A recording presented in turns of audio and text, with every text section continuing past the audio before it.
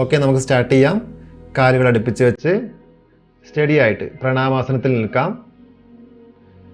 ശ്വാസം എടുത്തുകൊണ്ട് പറ്റുന്നത് പോലെ പുറകിലേക്ക് ബെൻഡ് ചെയ്ത് ഹസ്ത ഉത്താനാസനം.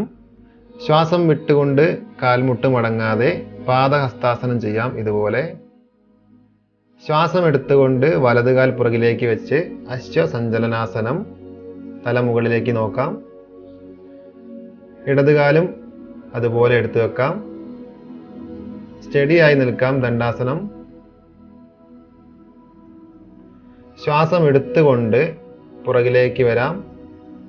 ശ്വാസം വിട്ടുകൊണ്ട് അഷ്ടാംഗ നമസ്കാരം. അരക്കെട്ടിന്റെ ഭാഗം മാത്രം അല്പം മുകളിലേക്ക് ഉയർത്തി വെച്ചുകൊണ്ട് നിൽക്കാം. ശ്വാസം എടുത്തുകൊണ്ട് ഭുജംഗാസനം. പറ്റുന്ന രീതിയിൽ നമുക്ക് ബെൻഡ് ചെയ്യാം. തല മുകളിലേക്കാണ്. കൈകളിൽ സപ്പോർട്ട് ചെയ്ത് നിൽക്കാം. ഇനി ശ്വാസം വിട്ടുകൊണ്ട് പർവ്വതാസനത്തിലേക്ക് വരാം.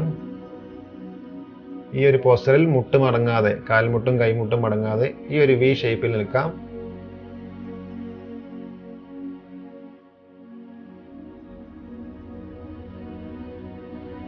ഇനി ശ്വാസം എടുത്തുകൊണ്ട് വലതുകാൽ രണ്ട് കൈകളുടെയും നടുവിലേക്ക് എടുത്തു വെക്കാം.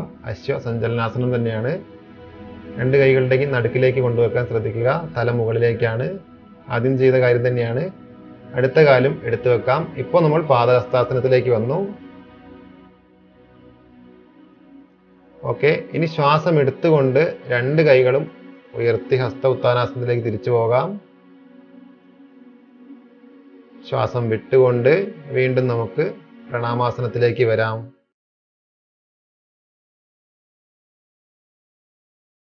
ഇനി അതുപോലെ നമുക്ക് ഇടതുകാലിനും ചെയ്യാം. ശ്വാസം എടുത്തുകൊണ്ട് പുറകിലേക്ക് ബെൻഡ് ചെയ്തു.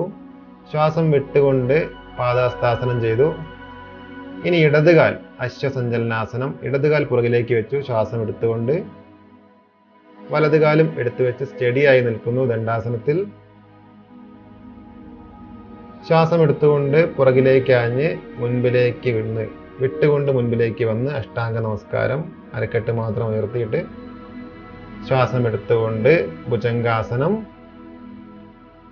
ശ്വാസം വിട്ടുകൊണ്ട് വീണ്ടും പർവ്വതാസനം. കൈമുട്ടും കാൽമുട്ടും മടങ്ങാതെ ഈ ഒരു രീതിയിൽ.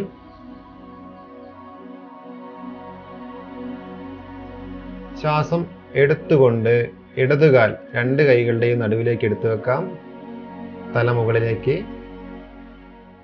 അടുത്ത കാലും അതിൻ്റെ കൂടെ തന്നെ എടുത്തു വെച്ചാൽ പാദഹസ്താസനമായി.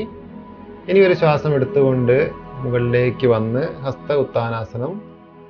ശ്വാസം വിട്ടുകൊണ്ട് വീണ്ടും പ്രണാമാസനത്തിലേക്ക് വന്നാൽ നമ്മുടെ ഒരു റൗണ്ട് കംപ്ലീറ്റ് ആയി.